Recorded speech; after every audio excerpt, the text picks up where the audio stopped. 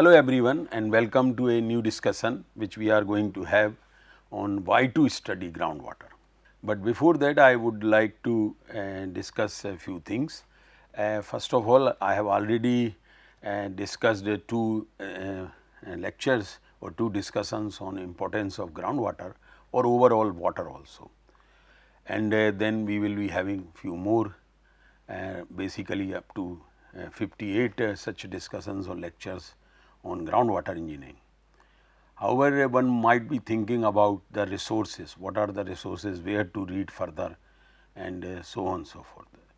So, most of the slides or most of the material which I am using was developed in last I would say 32-33 years of my teaching groundwater in the Department of Earth Sciences, and of course, the sources would where lot of books I have followed, and nowadays lot of online books are also available on groundwater, and also a lot of material on net is also available on groundwater. So, in most of the slides what you would find that either material is coming from my own lecture notes or from the well known books and some internet sources. For figures and latest maps and other things, the source is internet. If you want to follow some books, then I would definitely suggest that try to follow some Indian authored book, because groundwater, as also we have been discussing in previous lectures, that groundwater is directly related or influenced by the geology, the underneath geological setup, rocks and different types of rocks and porosity and permeability. So, examples in the books which are written by foreign authors would have examples from their own country, and then we will not have the proper understanding about the groundwater regime of India. So, it is always my suggestion would be that try to follow some authors which are from Indian origin or have giving examples of India or different parts of terrain like hard rock terrain of central India, maybe South India or even Indo-Gangetic plain or Northeast India. That would be more relevant to us than anything else. Now, why to study groundwater? Basically, because water is, as we know that most of the supply of water is through precipitation. Now, this precipitation first comes on the surface of the earth. So, there is a surface water, and then the water which goes underneath becomes groundwater. Now, why not have everything on surface rather than groundwater? Why we should focus on groundwater? The problem with surface water, there are many folds problem, but the main one is that it requires land space. So, lot of land space, if any large reservoir is created, and then lot of submerged land is there, and people have to be uprooted from their roots, and that is nowadays it is becoming very difficult to do that thing. And why one should be removed from their roots for others? So, that argument is always there. So, it is instead of creating water body on surface, if by some means we can create such groundwater reservoirs, that would be much better. So, instead of surface reservoirs, groundwater reservoirs are always good. Second point is that it is easy to pollute surface water, but it is not easy to pollute groundwater. So, that is another advantage of having groundwater. Third point is that if water is stored on the surface, then the temperature changes with season, and whereas if water is stored in subsurface in groundwater conditions, then temperature almost remain constant, and the advantage happens basically for the industries which are water based industries. They require water at certain temperature. So, you get the supply almost at the constant temperature throughout the year if you are exploiting the groundwater, but the surface water the temperature will keep changing.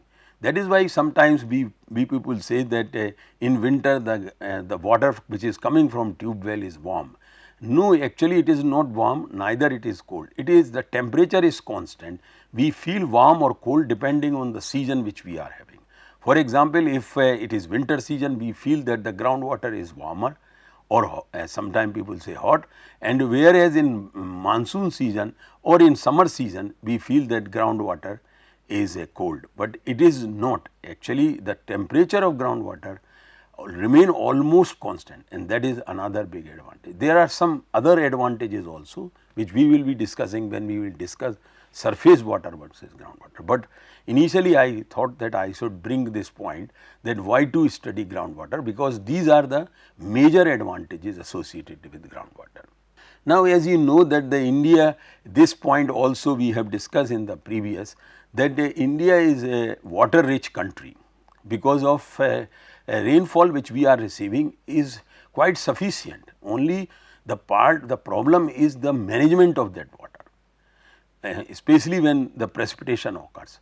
With 4% of world's water resources which India is having, though this 4% is not big, but in absolute terms if we start preserving this water, then this 4% is more than sufficient. And we know that Indian rivers have basically all big cities have settled down in past also along the rivers, because for sustainability of life the first thing required is water. So, therefore, it is said that the rivers of India are heart and soul of India's growth as well as culture.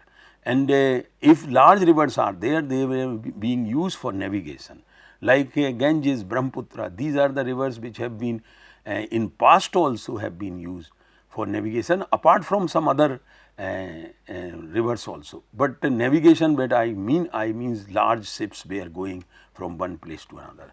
Local navigation is always have been there, whether it is Narmada, whether it is Bedwa, Mahanadi or all these rivers. Another point is that about 12 rivers, among these rivers, the 12 rivers are classified as major river, which are catering about 253 million hectare of catchment area, and these 12 rivers are also shown on your right hand figure. Some interesting thing here, there are many rivers which might not be originating in India, but they pass through India, so we consider them also like Brahmaputra, and there are other rivers which originate from India, but they go through Pakistan into Arabian Sea, but still we consider our rivers also. So, like Indus, Jhelum and Ravi and Satluj, all these rivers originate basically from Himalaya and then goes into Pakistan. So, there are as 46 as medium river with 24.6 million hectare of catchment area. So, other than those 12 rivers, there are other medium range rivers and small tributaries rivers are always be there, like Ganga is having many tributaries starting from Alaknanda, Bhagirathi, Mandakini, and then of course Yamuna is also tributary, Betwa is also tributary of Yamuna, and that kind of thing. So, many of these river systems with their tributaries are perennial, and some of them are ephemeral, or we also called as seasonal. Seasonal means they only in rainy season, only in monsoon time you see water on them, otherwise there is no supply of water. So, generally these rivers they are simply seasonal rivers, they do not have a perennial source of supply of water. But it is not necessary that all perennial rivers are having their source of water is from glacier or snow. Like Narmada, Narmada is having the origin the water is from springs and it is a quite big river. Similarly, Betwa and many other rivers of continental India are do not have origin or fed from snow or glaciers, but still they are perennial river. So, India receives plenty of water, as I have been since beginning have been saying that India receives plenty of water during monsoon time, both monsoon, major monsoon is summer monsoon, but due to lack of storage either on surface storage may be temporary, but the maybe for some time, so that the groundwater regime can be charged. Of course, it has to be charged through surface storage, and then be we bring only a tiny part of that water which comes through the monsoon rain to the groundwater. So, the percentage of water is actually added to the reserve. Now, the requirements in recent years, especially if I give a example that in last about 120 years, the people have analyzed the data, total rainfall data. Even we have also worked on that aspect based on some data sets which we are available either from IMD or a Aphrodite database and some other database. What we have found that the total rainfall over India falling in 1 year has remained almost same in last 120 years. This is interesting. This is interesting finding that that means the rainfall which was occurring in 1901 remained almost same in till 19 or till 2022 or 23. So, mean annual precipitation distribution, the data here given only of between 61 to 2007 across India, and with this basically also includes the neighboring countries, the subcontinent.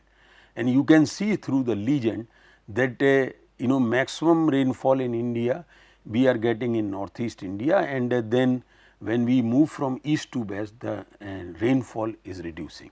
But nonetheless this is quite good rainfall which we receives over India, and the problem has come because if I give a data that in 1947 we were only 30 crores. So, you can think that the water requirements was not that much as today. Now, we are more than 130 crore, but at the same time our storage especially to the groundwater has not increased in the similar manner, in the same proportion, and that is why we face lot of problems about water.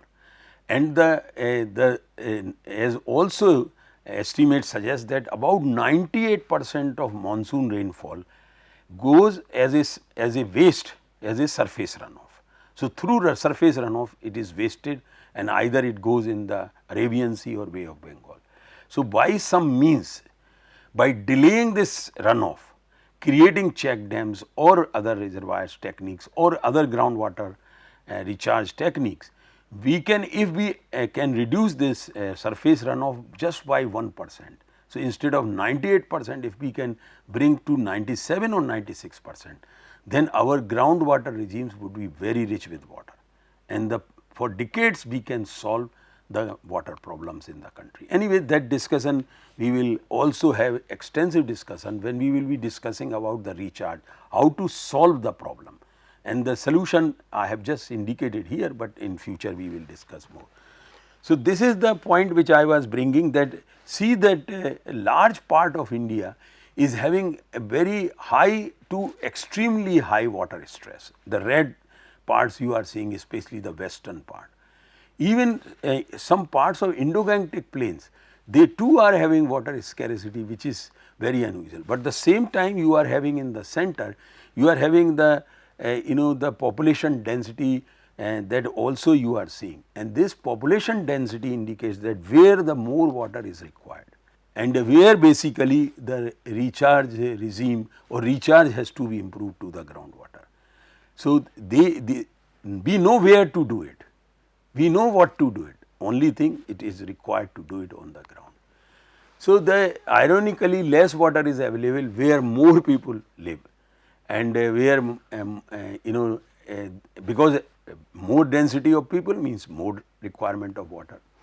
So, similarly if we think from international perspective point of view, or some if I call as standards, then international norms suggest that countries with per capita water availability less than 1700 cubic meter per year is categorized as water stress, and as per the data available that we are having 1545 cubic meter which is definitely a water stress country. This is an average. So, some parts of India like northeast India or even eastern part India may not have that kind of problem, but the central India, western India, hard rock terrain, they are having this stress.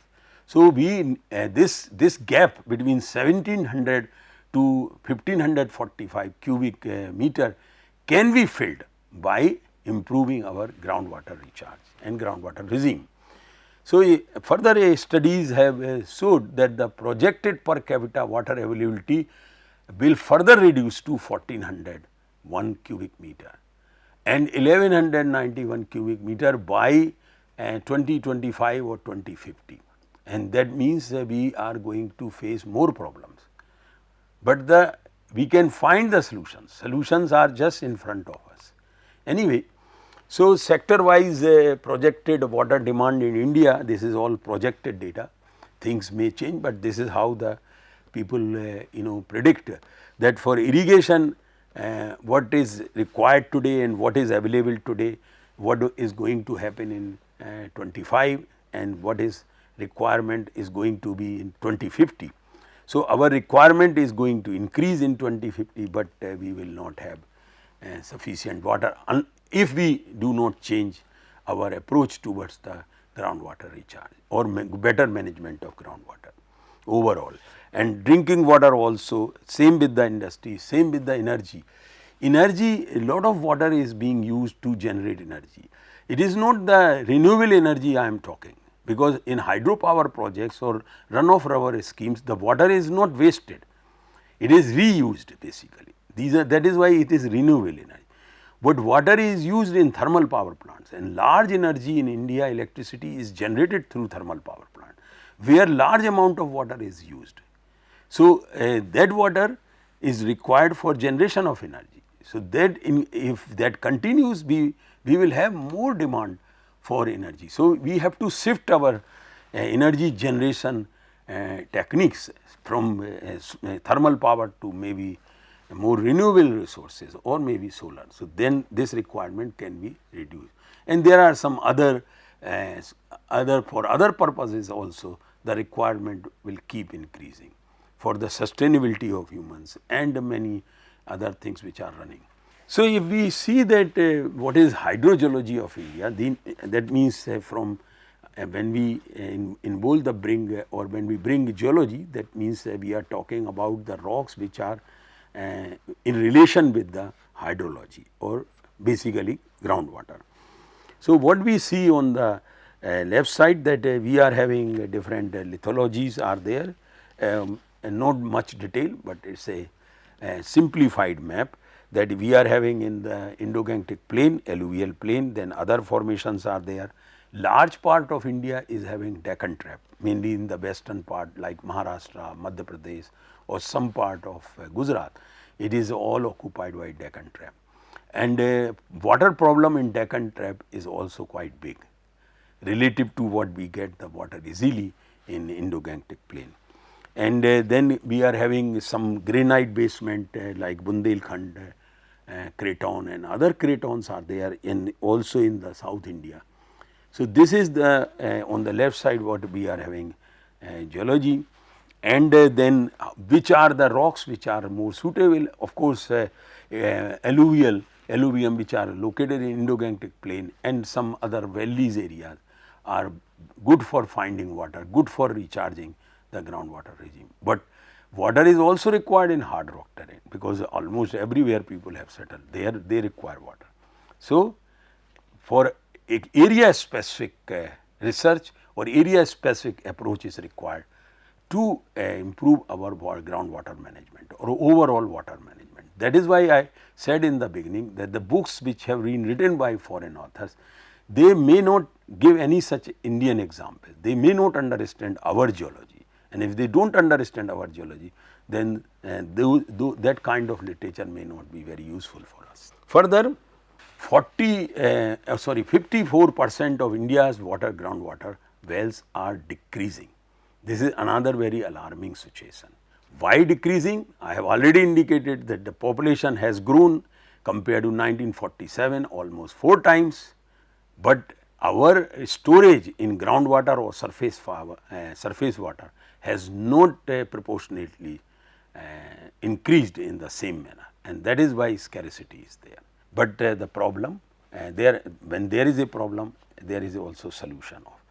So, groundwater monitoring wells also you can see that they are all over spread India, and some places you are having more groundwater wells, some monitoring wells, some places you do not have.